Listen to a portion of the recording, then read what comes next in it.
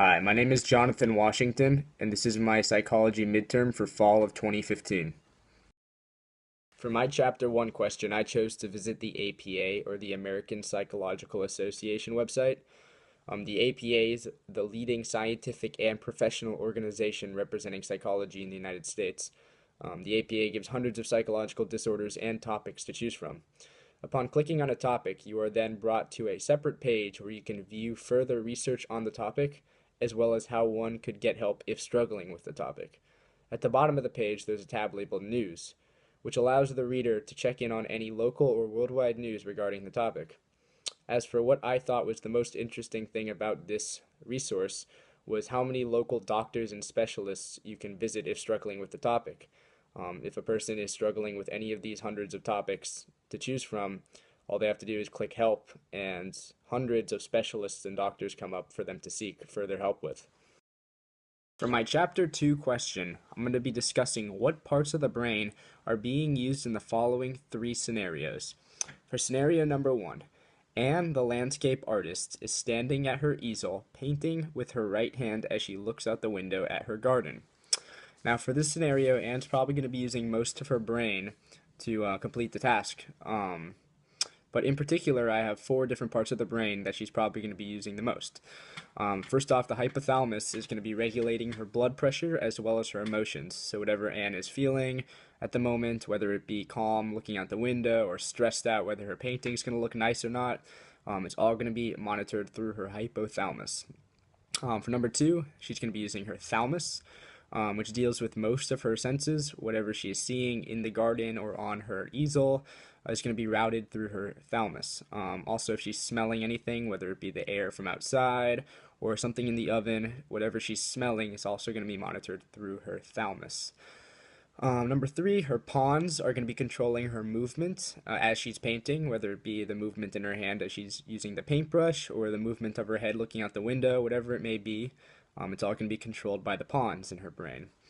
And lastly, of course, the most important, the medulla is going to be controlling her heartbeat and her breathing, which of course she needs to stay alive. For scenario number 2, Crazy Eddie, the professional wrestler, is in the ring wrestling. The crowd is yelling and his opponent is taunting him. Eddie yells back at his opponent. The two of them are out of breath and sweating profusely. They continue their series of well-orchestrated wrestling moves. Now, in this scenario, Eddie's probably going to be using the majority of his brain. In particular, he's going to be using the hypothalamus, which is going to be regulating his blood pressure, which at the time is probably going to be extremely high due to his opponent yelling at him and the crowd yelling at him and him just being in the nature of a hectic place. And the hypothalamus is also going to be controlling his emotions, whether he's feeling angry or whether he's feeling sad or whatever it may be that he's feeling in the wrestling ring. It's all going to be controlled by the hypothalamus. The thalamus is going to be controlling his senses, what he's seeing in the wrestling match, what he's seeing in his opponents, smelling, what he's smelling, the sweat, the crowd, whatever it is he's smelling, or tasting in this situation. I don't know what that would be. It's all going to be regulated by the thalamus. His pawns are going to be controlling his movement, whatever he may be, his well-orchestrated wrestling moves, I think it said. It's all going to be monitored by the pawns and controlled by the pawns. They're going to make all the decisions for him when it comes to wrestling and what his footwork's going to be and where he's going to be standing and all of that. The amygdala is going to be controlling his aggression and fear. So if he has any aggression towards his opponent for taunting him or any aggression towards the crowd, it's going to be taken out using the amygdala. Also, if he's fearful of his opponent or if he's fearful that he may lose the match, it's all going to be in the amygdala as well. And of course, the medulla is going to be controlling his heartbeat, which is probably going to be at a rapid pace, wrestling and in this situation. And it's also going to control his breathing, which will also be rapid. For scenario number 3, Jill is a law student studying for her exam. She is reading about violent rape and murder cases. She's snacking on popcorn and drinking coffee. Now, for this example, Jill's probably not going to be using as much of her brain as the previous examples, but she definitely is going to be using a large majority of the glands in her brain to do this action. The hypothalamus is going to be used regulating her blood pressure as well as her emotions, whatever she's feeling, whatever she may be feeling reading the text or feeling eating the popcorn, whether she's feeling hungry or full. It's all going to be monitored through the hypothalamus. The thalamus is going to deal with most of her senses. Whatever she's seeing is routed through the thalamus. Whatever she's tasting, touching, flipping through the pages, it's all going to be routed through the thalamus. If she's smelling anything, the popcorn, the coffee being brewed, if she smells anything, it's going to be through the thalamus as well. The pons are going to be controlling her movements, whatever she may be doing, whether it is flipping through the pages, getting up to brew her coffee, getting another book, popping her popcorn. It's all going to be controlled through the pons in her brain. The medulla is going to be controlling her heartbeat and her breathing, whether it's a fast heartbeat, reading about something scary, or a relaxed heartbeat, just relaxing and studying and eating popcorn. Whatever it may be, it's going to be controlled through the medulla. The left and right cerebral hemispheres are going to be responsible for her reading. Now, they can't be connected without the corpus callosum, which is also a very important part of the brain that is being used right now to connect the two hemispheres, allowing communication between them so that she can read. But the left and the right cerebral hemispheres are both responsible for her reading and understanding of the book. For my Chapter 3 question, I visited sleepnet.com. On sleepnet.com, I researched two areas of interest: sleep deprivation and sleep apnea. Sleep deprivation is basically any means of not getting enough sleep at night.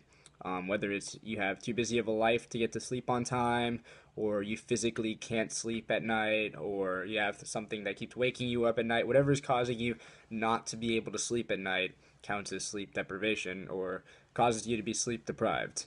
And for sleep apnea, it's basically a condition that some people have where they forget to breathe while they're sleeping, or any means of not being able to breathe or catch a breath or get enough oxygen into your lungs while you're sleeping. This website gave me many examples relating sleep and psychological well-being and productivity. Lack of sleep is dangerous. It's been proven that you are more prone while operating a motor vehicle while you're sleep deprived to get in an accident, of course. It's just as dangerous, apparently, of drinking and driving. Operating a motor vehicle while you're tired can be extremely bad for yourself and other people on the road. Lack of sleep can also lead to a higher risk in chronic health problems such as high blood pressure, heart disease, type 2 diabetes, and stroke. Basically, while researching this website further and further, it just basically comes down to sleep deprivation is an extremely dangerous condition, and everyone should be getting the required amount of sleep every night for them to function the next day.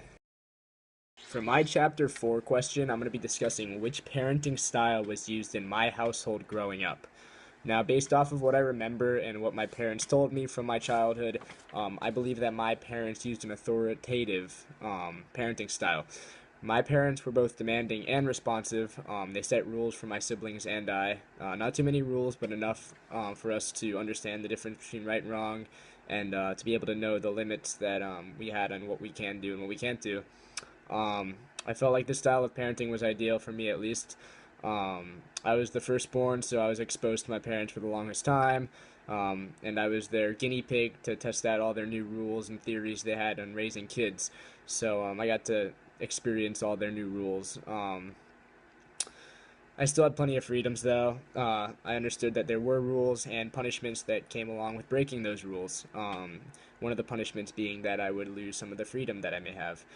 I hope to someday raise my kids in the same way that my parents raised me. I feel like it works, and I feel like I'm a pretty well-rounded person today, and thanks to how they raised me. I not only learned how to obey rules and regulations, but I also received a general idea of morals and the difference between right and wrong. That being said, I believe that my parents had an ideal parenting style for me and my siblings, as well as a happy balance between freedom and control.